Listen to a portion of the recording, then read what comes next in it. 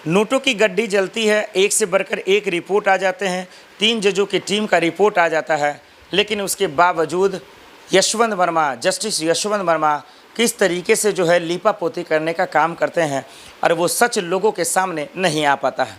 उसी देश की राजधानी दिल्ली में कानून है, एजेंसियों का जो है बौछार है, दफ्तर है, ऑफिस है, एजेंसियों का भी है, कानून का भी है, एक से बढ़कर एक मंत्री है, नेता है, सांसद है, पार्लियामेंट भी है, लेकिन उसके बाद भी जस्टिस यशवंत वर्मा का सच सामने ना आना, ये अपने आप में कितना दुख की और शर्म की बात है, इसका अंदाज़ा आप इस वीडियो से लगा सकते हैं। दर्शकों, आज हम इस वीडियो में ये चर्चा करेंगे और बात करेंगे कि महाभियोग आएगा तो जस्टिस यशवंत वर्मा का क्या होगा। और जो तमाम वकील हैं, जो धनखड़ साहब हैं, उपराष्ट्रपति जी ने जो कहा कि FIR दर्ज कर, जांच कर, अगर वो दोषी पाए जाते हैं तो जस्टिस यशवंत वर्मा को जेल में भेजना चाहिए, तो वो जेल जाएंगे या नहीं। लेकिन इन सब चीज़ों पर चर्चा करें, महाभियोग पर चर्चा करें, राष्ट्रपति जी, प्रधानमंत्री जी और पार्लियामेंट के अंदर बात करें, उससे पहले हम बात करना चाहते हैं सुप्रीम कोर्ट के अंदर, वकीलों के अंदर, कि ये लोग जो बातें कह रहे हैं, जो जांच की टीम हुई, जो जांच हुई, क्या इस लिहाज से जस्टिस यशवंत वर्मा का क्या इलाज होना चाहिए। हम सबसे पहले रुख करना चाहते हैं जस्टिस यशवंत वर्मा को लेकर।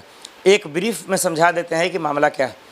दिल्ली के ये जज थे, अब इलाहाबाद हाई कोर्ट के जज हो गए जस्टिस यशवंत वर्मा। उनके बंगले पर नोटों की गड्डी जली, सवाले उठे, पता लगाया गया ये पैसा किसका है। पूर्व CJ खन्ना साहब के पास ये मसले जाते हैं और उसके बाद कहा जाता है कि इसकी जांच पड़ताल की जाए, पता लगाया जाए कौन है। 3 जजों की टीम तैयार की जाती है और उसके बाद कहा जाता है कि दरअसल सच्चाई ये है कि ये नोटों की गड्डी जली है, ये पाए गए हैं। फॉरेंसिक रिपोर्ट पाया जाता है, 3 जजों की टीम पाया जाता है, गवाह चश्मदीद पाए जाते हैं, लेकिन उसके बावजूद न इनको बर्खास्त किया जाता है, न जेल में डाला जाता है, न इस्तीफ़ा लिया जाता है।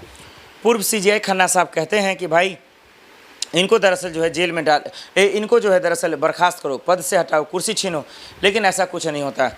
अब ये देखना पड़ेगा कि क्या ये सुप्रीम कोर्ट के साख की बात हो गई है, क्या सुप्रीम कोर्ट को चुनौती दे रहे हैं दिल्ली जज यशवंत वर्मा साहब, क्या उनको सुप्रीम कोर्ट से डर नहीं लग रहा, क्या CGI महोदय से डर नहीं लग रहा।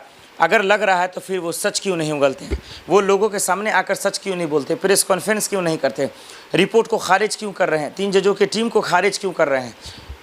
जस्टिस यशवंत वर्मा को इस रिपोर्ट पे भरोसा क्यों नहीं है, इस रिपोर्ट पे यकीन क्यों नहीं है, क्यों इनको लगता है कि दरअसल ये गलत है, ये सब सही नहीं है। ये तमाम सवाल अब कानूनी पेच में फंसने के साथ साथ न्यायपालिका में भी फंस चुका है। अब ये फैसला CJ गवई साहब को ही करना है। सुप्रीम कोर्ट ने रिपोर्ट राष्ट्रपति को सौंप दिया, सुप्रीम कोर्ट ने प्रधानमंत्री को सौंप दिया और ये मामला वहाँ जाकर अटक गया।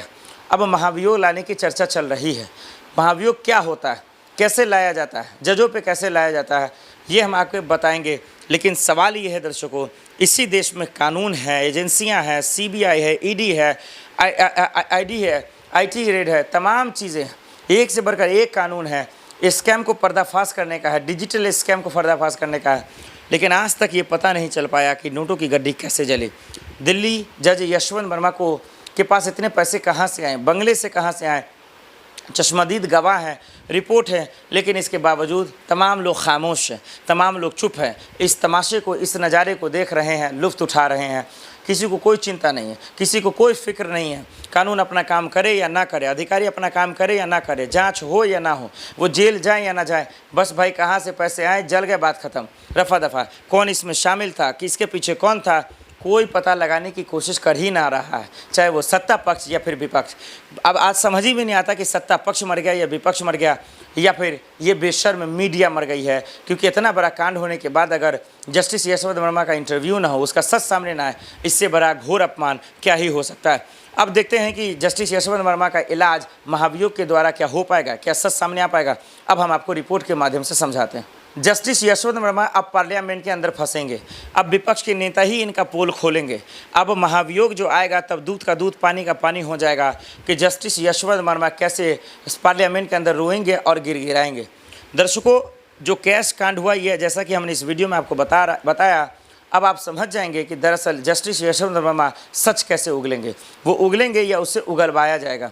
सबसे पहले आपको बता दें कि 3 जजों की जो टीम तैयार हुई, जो रिपोर्ट तैयार हुई कैश कांड को लेकर, जो कैश जले, जो नोटों की गड्डी जली, फिर उसके बाद 3 जजों की टीम तैयार किया।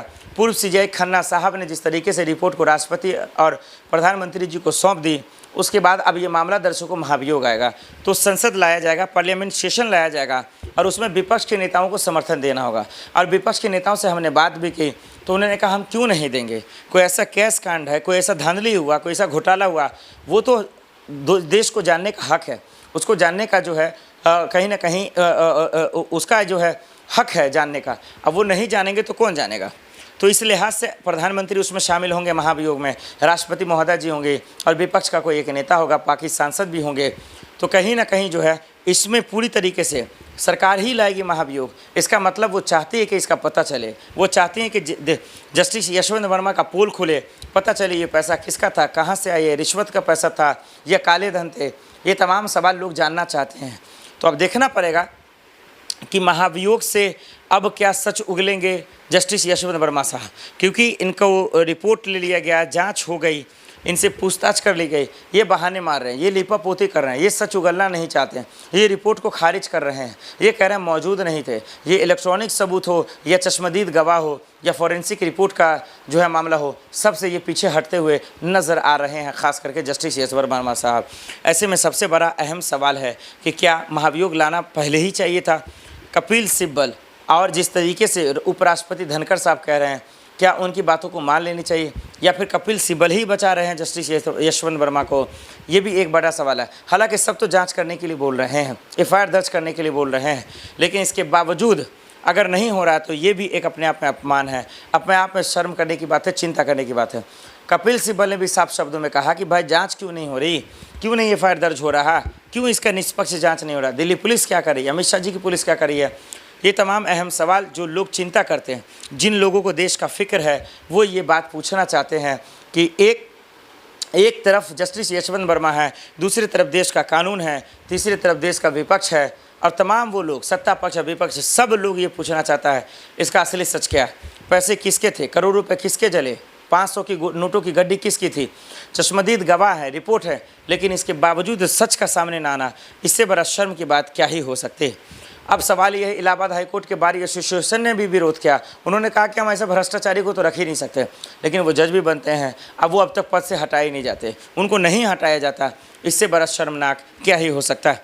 इसीलिए मैं देश के कानून से, देश के हुक्मरानों से, देश के राष्ट्रपति महोदय और पार्लियामेंट के अंदर ओम बिरला जी से भी मैं गुजारिश करना चाहता हूँ कि पार्लियामेंट सेशन जब भी चले या लाया जाए, सबसे पहले महाभियोग पर चर्चा हो, सरकार जैसा खबरें मीडिया में रिपोर्ट में छपी है, और तुरंत लाया जाए महाभियोग और इन पर कार्रवाई की जाए। क्योंकि आखिर ये इस्तीफ़ा क्यों नहीं दे रहे हैं, ये कुर्सी क्यों नहीं छोड़ रहे हैं, इतना ही कुर्सी से मोहब्बत थी तो फिर आखिर ये स्कैम की खबरें क्यों आई, दूध का दूध पानी का पानी क्यों नहीं हो पा रहा, सच सामने क्यों नहीं आ पा रहा, कौन सच्चा कौन झूठा ये पता कैसे चलेगा। और एक और बात दर्शकों, आपसे बेहतर कोई नहीं जानता, आप लोग वीडियो देखते हैं, कमेंट करते हैं, आप लोग भी बताइए इसको बचा कौन रहा है, जस्टिस यशवंत वर्मा को बचाया किसने, कौन इसके पीछे है, इतनी हिम्मत क्यों आ रही है। ये बड़ा सवाल है कि तमाम रिपोर्ट को ये खारिज कर रहे हैं और सिरे से कह रहे हैं कि पैसा मेरा नहीं है, जबकि पैसा वही मिला, नोटों की गड्डी वही मिली। तो सवाल ये है कि क्या एक जज भ्रष्ट है या फिर एक जज ईमानदार है, इसको भ्रष्ट बनाया जा रहा है, बताया जा रहा है। सच क्या है, सच आप जनता जनार्दन है, आपसे बेहतर कोई नहीं जानता। इसलिए कमेंट बॉक्स खुला है, कमेंट कर जरूर बताइएगा।